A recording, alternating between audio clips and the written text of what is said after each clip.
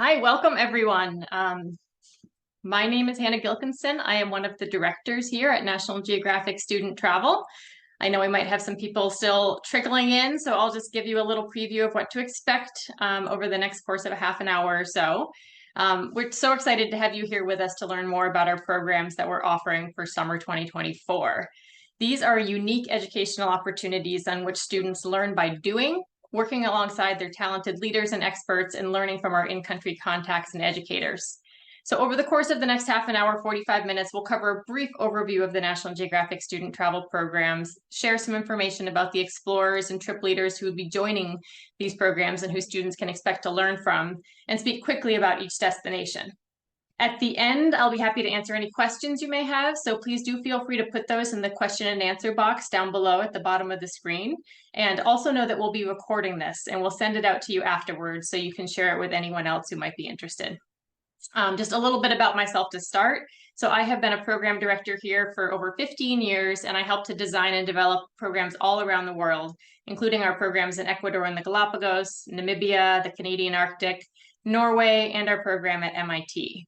Before joining as a program director, I was a researcher studying the social behavior of capuchin monkeys down in Costa Rica in the Guanacaste dry forests. So I'm very fortunate to have been able to lead a bunch of these programs over the past several years, and I'm also one of the hiring directors, which means I get to work to bring our amazing leaders and our teachers into the field with our students every summer. So these programs allow students to get out and explore while connecting to the missions of the Society, which is a nonprofit organization committed to using the power of science, exploration, education, and storytelling to illuminate and protect the wonder of our world. These programs provide an opportunity for students to get out into the field with our National Geographic explorers and to delve into their surroundings and learn skills such as photography, conservation science, technology, and storytelling. The hope is that the students return home with an explorer mindset and that they're ready to observe and engage the world around them, and with a real sense of responsibility and respect for other people, cultures, and the natural world. And we hope that they have fun as well. So these programs are designed to be fun, but they're also designed to bring together students who share a common curiosity for the world, and they work to create a community of future explorers. On the program, the students will find role models in the National Geographic explorers and trip leaders who are all well accomplished and inspiring photographers, writers, scientists, educators, as well as in the local experts, community members, and organizations that we meet along the way. One goal of these programs is to really empower students with the skills and the tool sets to become leaders in their communities, and that certainly is something we have seen throughout the years. I'm going to quickly go over the different program types that we're offering. So we're offering 3 different program types for high school students in 2024: exploration, university workshops, and photo workshops. And we're also offering exploration programs for middle school students this year as well, which we're very excited about. The high school programs are designed for students completing 9th through 12th grade or the equivalent, but we do consider applications from current 8th graders as well, those who are excited to engage with those themes of the program. So I'll quickly go through the high school program categories first. There are 8 programs that fall into our exploration category. These are traveling programs, and they generally have 16 to 24 students and 2 to 3 leaders plus the National Geographic Explorer. So when students apply for an exploration program, they pick a specific on-assignment focus, and I'll talk about those a little bit later. But each exploration program offers 2 on-assignments to choose from. And each itinerary has been crafted to maximize the learning opportunities and engagement with the on-assignment themes throughout the program. Students can expect to spend part of each day with their on-assignment group and part of each day participating in whole group activities. So, for example, in the morning, the photo group might head out to practice portraiture photography, and the wildlife group might work with a local researcher to learn how they're using camera traps to monitor big cat movements in Namibia. The university workshop is based in Cambridge on the campus of MIT, and it focuses on technology, engineering, and robotics. And so this is one of our larger programs, around 50 students and 6 to 8 leaders, plus 2 explorers. And throughout the program, we visit labs, participate in workshops, and we learn about how explorers and researchers at MIT and beyond are using cutting-edge technology to address issues impacting the world. And then students are challenged to consider issues in their own communities, problems they've seen, and taking what they've learned and discussed during the program, develop a final project that could address this problem. So we've had students in the past who've actually been able to bring their ideas to completion, creating apps or other opportunities, which is really wonderful to see. The photography workshop, we have that in Yellowstone. It's an intensive photography workshop where students get out into the field every day with their trip leaders and their expert and learn everything from technique and composition to storytelling. And there's a real emphasis on editing as well on that program. And what's really exciting about the photo workshop is there's a final gallery opening of images, which is open to friends and family who are able to come, as well as the public. So to be able to display their work on the final day is very exciting. Our middle school programs, we have two middle school programs this year, one in Iceland and one in Italy and Greece. And on the middle school program, the students don't choose a single on-assignment focus, but they rotate through learning about two different themes throughout the course of the program. Each program will have leaders who can speak to both themes and generally just enrich the travel and learning experience. And these are highly structured programs that are open to current 7th and 8th grade students or the equivalent. So for all of these programs, it is important to know that no former experience is necessary, just a real desire to learn and explore. And the instructors really work with each student at whatever level they join at and to grow from there. So I'm just going to quickly go over the different on-assignment themes that we have this summer. So as I said, the students choose an on-assignment focus and use it as the lens through which they explore the destination. And they're all working towards final projects, which could be a photo gallery or presentation of their best images if they're a photography student, or maybe a short written piece or a field journal presentation by the wildlife conservation students. We see a lot of collaboration across on assignments as well. But this is really just a chance to get creative, and they're not meant to be a high pressure event, but a chance to dive into a question that they come to the program with that they hope to answer, and then to share back what they've learned with the rest of the group, and then take that back to friends and family back home. So each on assignment will have its own trip leader dedicated to teaching and working with students on their projects. And the explorers work with all students regardless of the focus. And I just want to say we often have students that will call and they can't decide which on assignment they want. So please give us a call. We're happy to talk to you about the individual itinerary and interests and the many ways in which they overlap. So always happy to chat. The anthropology, culture, and tradition on assignment is offered in Norway, Japan, Costa Rica, and Thailand, as well as our middle school Italy, Greece program. Climate and geology is offered on high school and middle school Iceland programs. The innovation, technology, and robotics is unique to our university workshop at MIT. Our photography workshop is offered on all of our programs, as well as one of the on-assignment themes, as well as the sole focus of the photo workshop. And the wildlife conservation is offered in Ecuador, Galapagos, Namibia, and the Canadian Arctic program. I have mentioned our leaders, and I just want to introduce you to a couple of them really quickly. They're all incredibly accomplished, dynamic individuals who love working with students. They are with the program 24/7 from the moment they meet up at the airport to the moment they come back at the end. And they oversee everything from health and safety needs to group dynamics. And they're also well established in their fields, whether that's photography or wildlife conservation, storytelling, filmmaking, all of those. So they're incredible professionals in their own right. On our left, we've got Alex Silva. So Alex is an educator. She's taught students ranging from middle school to college. She's well-versed in everything from remote field work to camera traps. And she just recently moved back to Chicago, her hometown, after 6 years of teaching conservation in the Virgin Islands. And Alex has been leading programs with us since 2009, and she's traveled with us all around the globe. Leo is a photographer and a multimedia journalism professor at The Ohio State University. He's been leading National Geographic student photography programs since 2015. And Mariela was born and raised in Brazil. She's a passionate traveler, educator, and dive instructor. And her PhD research and all of her years of study were focused on neglected tropical diseases, cellular, molecular biology, ecology, and marine biology. William is a photographer and videographer who's been leading student travel programs with us since 2011, primarily in Asia and Europe and Scandinavia, including Norway, where he studied during his undergraduate years. So these are just a sample of some of our amazing leaders. We're also excited to have the explorers join each program. So the National Geographic explorers are change makers and innovators, individuals who've been recognized for doing exceptional work in their fields and who've received funding and support from the National Geographic Society. They're curious, they're driven individuals, they push the limits of what we know, and they strive to know more about our planet. So this year's group of explorers are thrilled to be getting out into the field with curious and motivated students. And many of these have been joining us for year after year and say that one of the highlights of their year is working with the students that they get to participate with on these programs. So every program has an explorer, or what we also refer to as the Nat Geo expert, and the expert joins for 4 to 7 days with the exception of the photo workshops, because the expert is there the entire time. And on the university workshop, we have multiple explorers who join for shorter amounts of time. So this page shows a couple of explorers who'll join us this summer.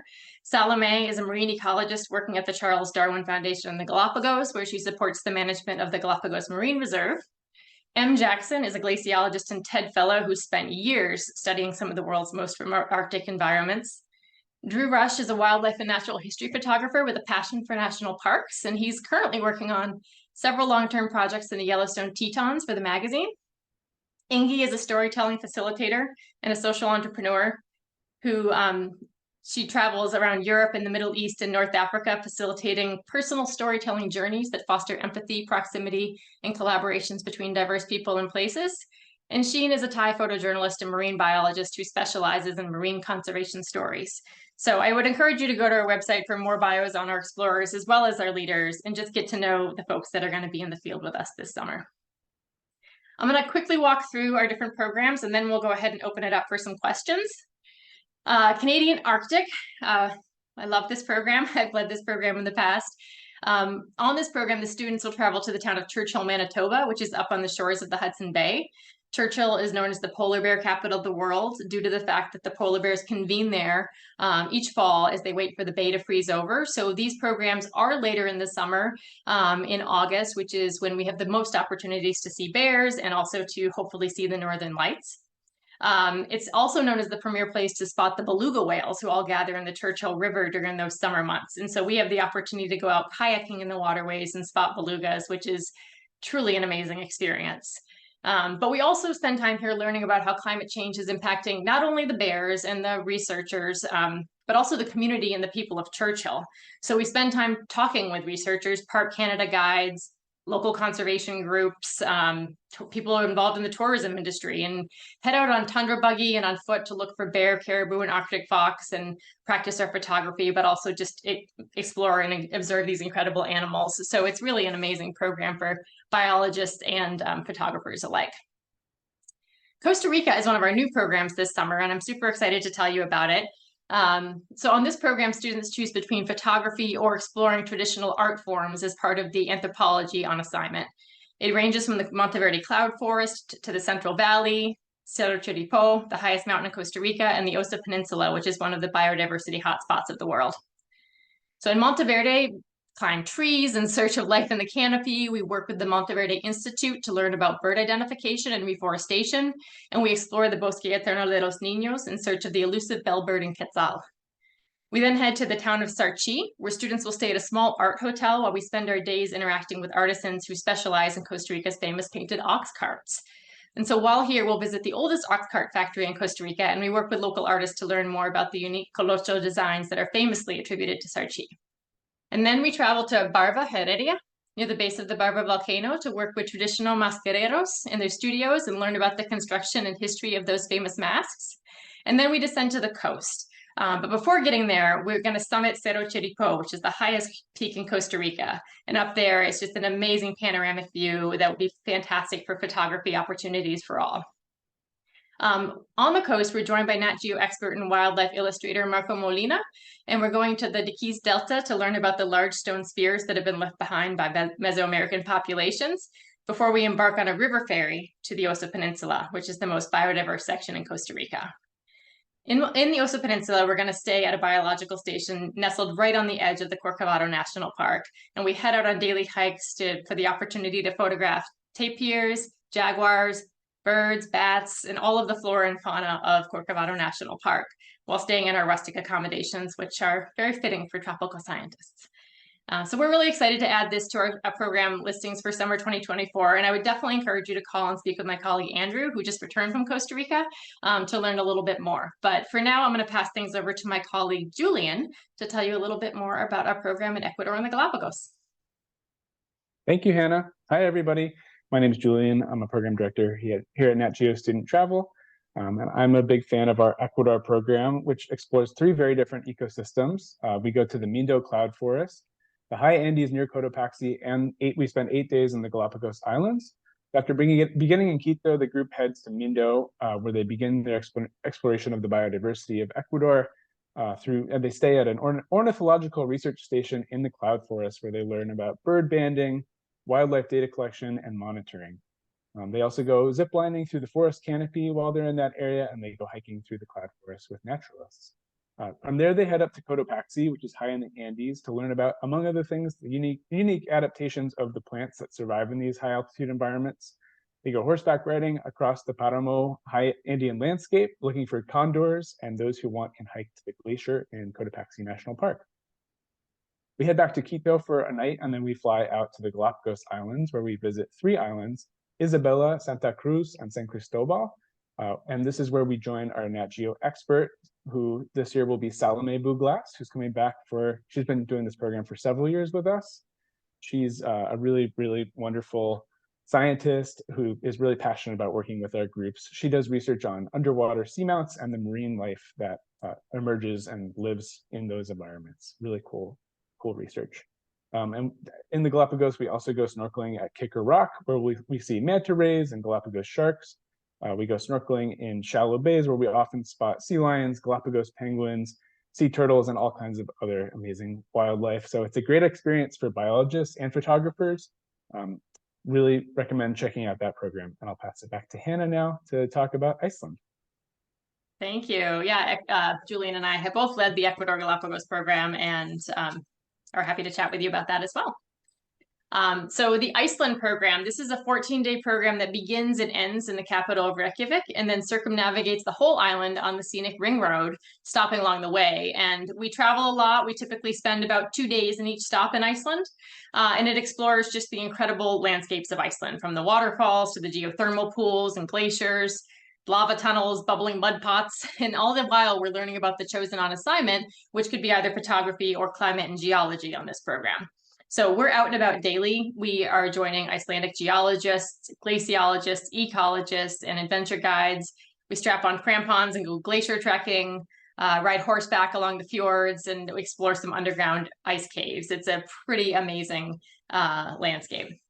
M. Jackson, who I mentioned earlier, has worked in Iceland for well over a decade, and she has joined this program many times. She's going to be joining one of the units this summer, and she's a geographer, glaciologist, and a Nat Geo emerging explorer. She's authored several books, and much of her work is focused on how climate change is affecting communities in Iceland in the southeast. So she's incredible, and we're excited to have her with us. I'm going to pass this back over to my colleague Ed now, who coordinates our Japan exploration program. And Ed just returned from Japan quite recently. So I'm going to let him tell you a little bit about this new exciting program. Thank you, Hannah. As Hannah mentioned, yes, I am the Japan programs director, and I just came back from a really wonderful time going all over Honshu, Japan, getting ready for the programming that we're doing with National Geographic this year, which is new, as she mentioned as well. So just, Japan is one of my, if not my absolute favorite place on earth. I've been going there since I was very young, around 11, 12, usually through travel programs, not unlike National Geographic's, where they just completely changed my life. And so it's really exciting to me to bring that experience to new students through National Geographic. And I think the most important things for me were to balance what I see as the 2 major sides of Japanese life, which are the rural life that's out in the rice paddies and is less often seen by travelers, and of course, the iconic mega cities in the urban life, the places that we routinely see in media and on trips, which is Tokyo and Osaka, Kobe.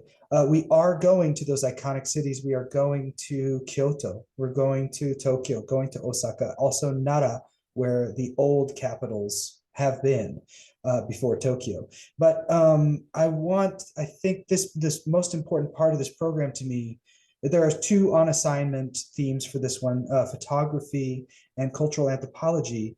And what I want those to be are interactive. So I don't just want to see Japan. I want to be immersed in that culture. I want the students to interact with Japanese people. So there are activities that I'm designing where they will work with Japanese artisans, Japanese communities, to do things that you probably couldn't do on a regular trip. One of those would be in a rural area, they'll have the chance to make traditional soba noodles with a chef, and the opportunity to see how a master makes really cool origami, or meditate with a Buddhist monk.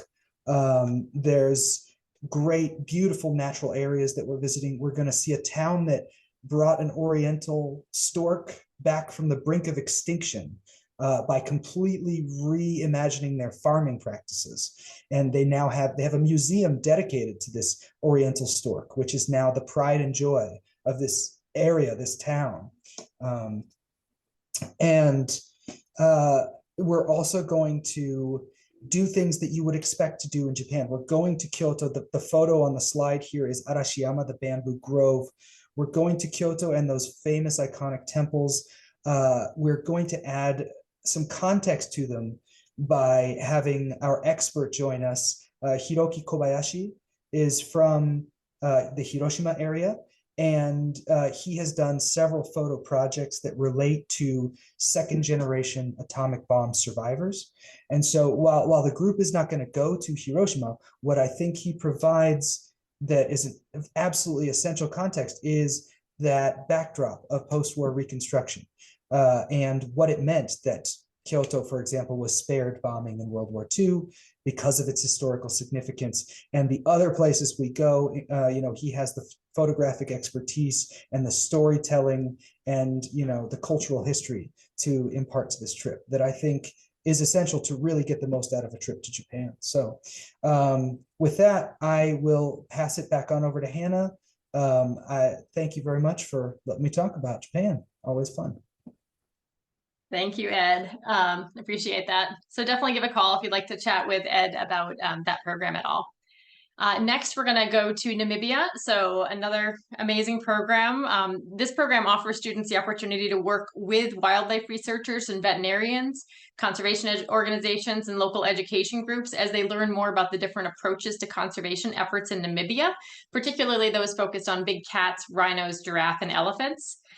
This is an amazing program for someone interested in wildlife conservation and really kind of wondering what that career might look like, because we work with researchers, scientists, those involved in education, fundraising, genetics, everything. And it's a really incredible opportunity to see that whole spectrum. We visit all kinds of different landscapes throughout Namibia as we travel around. We go to the red sand dunes, we go to the Namib Desert, we go to the Savannah, the Atlantic coast, and up to Etosha National Park, as well as stopping at a couple of different wildlife sanctuaries along the way. So our first stop on the program is actually Nankuse, which is a wildlife sanctuary where we learn about the efforts to mitigate human-wildlife conflict in communities near protected areas. We are joined here by our National Geographic Explorer. And when we're there, we'll set up camera traps so that learning how researchers are better understanding wildlife movements through the preserve. We'll conduct game counts and do collar tracking exercises on some of the tagged big cats that they have in the area. And work alongside wildlife ecologists on all of those projects. Students have the opportunity to photograph some of the rescued cheetahs who are daily exercise using a lure on a pulley system, which is designed to mimic wild prey, and just learn a bit about the amazing anatomy of these cheetahs. They're really amazing. And then we also go for walks out in the bush with trackers and learn about how you search for signs of rhino and leopard and other, big cats and predators that might be passing through the preserve. And this program is very much an outdoor adventure program. We go sandboarding on the Namib Desert. We go sea kayaking in the marine sanctuary off the coast. We hike up to the top of Sossusvlei, which just has amazing views and photographic opportunities.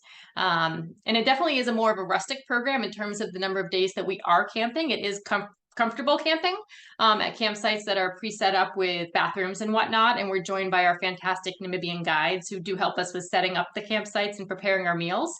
But so no experience is necessary with camping, but do give a call if you have any questions. I mentioned our explorer. That's on this one, it's Dr. Florian Weiss, and Flo is a field biologist and conservationist who's been working on this program for a decade. He is amazing. He comes back year after year and works with our students during our time at Nankuse. And much of his work focuses on Africa's big cats. And he'll talk a little bit about his innovative approaches to improving human-wildlife coexistence. But he also joins us for all of our field activities at Non-Cruce, and he runs a conservation careers workshop for the group, which is fantastic for those considering that career path in the future. The next program is Norway. So this program travels the spectacular landscape of Norway, starting in the mountains of Jotunheimen National Park. We then head back to the capital of Oslo before continuing up to the Lofoten Islands, high above the Arctic Circle. And then it ends in Bergen, which is our jumping off point for exploring the famous fjords of Norway. So this program also has a lot of outdoor adventure and just nonstop phenomenal photography opportunities. The themes on this program are the anthropology, culture, and tradition, and the photography on assignments. And we'll go kayaking, hiking, and trekking just in some beautiful locations. The next program is Thailand. So on this program, students select either photography or anthropology, culture, and tradition as they explore Thailand from the national parks, where with luck they will see the elephants and gibbons that reside there, to the temples of the northern cities of Chiang Mai and Chiang Rai. And this program is designed to explore the tapestry of communities that make up Thailand. And it ends with a homestay in a Karen village where students have the opportunity to learn about the village's role as caretakers of the resident elephants. And my colleague Portia is in Thailand right now, and when she comes back, I would encourage you to chat with her about that program if it's of interest. Our Yellowstone program, our photography workshop. So this is designed for students who really want to dig into learning photography skills. And we do that a little bit in the classroom and then apply them to one of the world's most iconic and picturesque places. So typically this program is 20 students and 3 leaders plus the explorer, and the group splits their time between Bozeman and Yellowstone National Park. So some mornings we'll rise early in the morning to get out into the park to, get wildlife photography and those sunrise shots that you can get. Whereas other days we might sleep in a little bit later and then extend our shooting hours into the evening and practice astrophotography with the incredible night sky there. So it really does focus in on learning different techniques, skills, composition, and really honing in on landscape photography and wildlife photography in particular, and storytelling, of course, across all of our photography programs. So each evening, the group will download and review all of the images they took that day and review them with their leader and with the National Geographic expert, Drew Rush. And as I mentioned before, this program ends with a pop-up gallery and that we'll have in Bozeman. And we do encourage family to attend if they're able, but we also market it to the Bozeman community so they can come and see our work.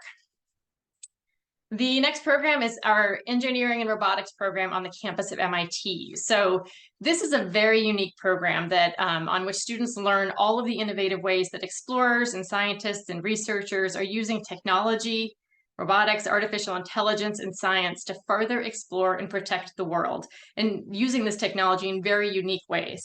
So we'll participate in a variety of hands-on workshops. We visit a number of labs across MIT and throughout Cambridge. And we visit a number of workspaces as well. And students are challenged to really think creatively about problem solving and to consider ways that these technologies can be applied to solve some challenges both in their own communities, but then also worldwide. So some examples of what we've done in previous years, we've worked with the MIT Media Lab to build and underwater ROVs and then pilot them in the Boston Harbor. We've spoken with researchers and young explorers about the applications of artificial intelligence across disciplines, including how it can be used to help farmers with crop yield in drought-stricken areas. We've experimented with AI and satellite imagery and how it can be used to identify and stop poaching in the Amazon. We've explored 3D printers and heat-sensitive materials. We've learned about urban architecture advances, agriculture advances rather, and all kinds of different things. Every year is a little bit different, depending on what those labs are developing and what they're working on. And I think that's one of the things that makes this program so exciting, is just how cutting edge it is. So in addition to all of the time in the labs and the workspaces, we do get out and we explore Cambridge and the Boston area, going out kayaking in the harbor. We'll visit, Cambridge, the MIT Museum, the White Brothers Wind Tunnel, the Harvard Natural History Museum, and a lot of just those sites of Boston as well. The next program, this is our middle school Iceland program, which allows students to explore both photography and climate science and geology alongside leaders and explorers in Iceland. This itinerary is a little different than the high school itinerary. We visit the Golden Circle and we, walk between the North American and Eurasian tectonic plates in Thingvellir National Park. We visit a modern geothermal power plant that provides much of the energy to Reykjavik, and we learn about why Iceland is really a leader in sustainable energy. This is a very outdoor exploration focused program. We go glacier hiking with professional guides. We will ride Icelandic horses, photograph to and hike some of the impressive waterfalls and geysers of Iceland, and swim in some of those famous thermal pools. So we do all this while we learn about Iceland's climate and geology, but also early settlers, folklore, and its mythological history.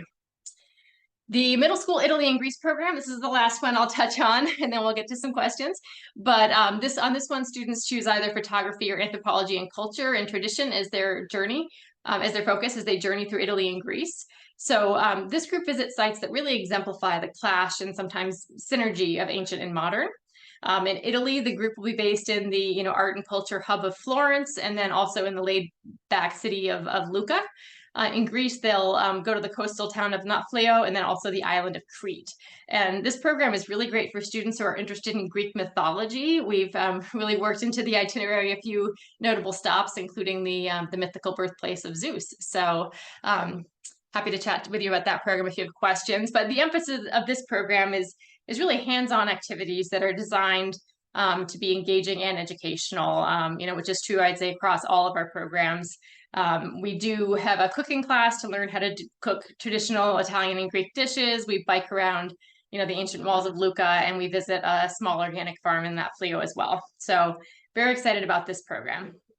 So those are all of our programs. I would encourage you to reach out to our offices and, speak with the director of any of our programs that you might be interested in, because the directors of our programs are here in our office. We're always happy to chat and walk you through the itineraries, help you find the program that's the best fit for you or for your student, and just answer any questions you may have about us, the programs, our explorers, or what the application process might look like. I'm going to touch quickly on that right now, though, so you have that. We are currently accepting applications for summer 2024. The application process, we do keep it as simple as possible, and we accept students on a rolling admissions basis. The online application, all we need is the basic online application where you indicate what programs you're interested in. We ask you for a first and a second choice, and you'll be asked to put down a deposit to hold your space in that program, and that would be a $700 deposit, which is a $500 towards the tuition and a $200 application fee. We also, once space is held, will ask you to write a short personal statement about why you chose this program. What are you excited for? And this is not a college essay. We're not checking your grammar, but we really want to know why you're coming and make sure it's the right fit for you. And it's also very helpful for your leaders to get to know what you're drawn to about the program. So when they're thinking about getting to know you in the itinerary and projects, they have that in mind. We also ask you for 2 email addresses for references. These can be teachers, coaches, mentors, really educator references who can envision you working with a group of peers on a program such as this. And all of this happens in what we call the digital locker, which initially is where you will complete your application steps. But then once you're fully accepted into the program, you'll find your packing list there. You will find information on your leaders in the summer blog and vaccinations that might be required. All of that is there. So it really is meant to be your hub for information from acceptance until the program. During the summer, I mentioned the blog, and I know parents can always say, can I go on the program? And you can't, unfortunately, but you can follow along on the blog, which the leaders post to as often as they can with photographs and stories of what the group is doing in the field. And that's a great way for friends and family back home to follow along. And it's also just important to know that our office is here 24/7 during the summer to support our groups out in the field, and we'll also be in touch with you and be present for you if you have any questions that you want us to address or answer while your student is off in the world. So that is everything. Here's the full list of all of our different programs just one more time, and of course all of the details are on the website. But before we get to the question and answer, if there's any questions, I just do want to mention that we do offer scholarships for students who wouldn't otherwise be able to attend these programs. So I would encourage you to visit our website for more information, and we are planning on having that application live in the next week or 2. So please do check back on that. And with that, I would like to open it to any questions that there might be. Julian? Thanks, Hannah. Yeah. It looks like we have a couple questions in the Q&A, and if you're still here and you'd like to put in a question, it's not too late. So the first question is, how do students get to and from the programs? Good question. So we do, for all of our programs that travel out of the United States, we do have a escorted group flight. So typically, these will depart from New York, sometimes Los Angeles or Miami, depending on where the program's going, and they are all escorted by a leader. So we will provide you with the information about that flight. The flight is not covered in tuition, so that would be in addition to the tuition, but we do have a leader on that flight who meets the students at the airport, travels with the students to the destination, and then also returns with them at the end. And in addition to the leader, we do have staff on the ground at the airports to assist with delayed flights, lost baggage, cancellations, all of those types of things that can sometimes come up. So yeah, in the domestic programs, we will provide you for Boston, Logan, for example, or Bozeman, a window of time in which to arrive, and the leaders will bring students from the airport to the accommodations. Great, thanks. And the next question is, what kind of camera is necessary for joining a photography program, a photography workshop? So for any of the photography programs, the high school programs, you will need to have a camera that can go into manual mode. We do provide a list of suggestions and ideas, including, there's definitely, if you don't have a camera currently, sometimes you can borrow one from your school. Some photography shops do rent them, and that's a great way. Even if you have a camera, that's a great way. If you're going to the Canadian Arctic and you want a telephoto lens, you can rent one for a month, and that can be a great way to play around with equipment.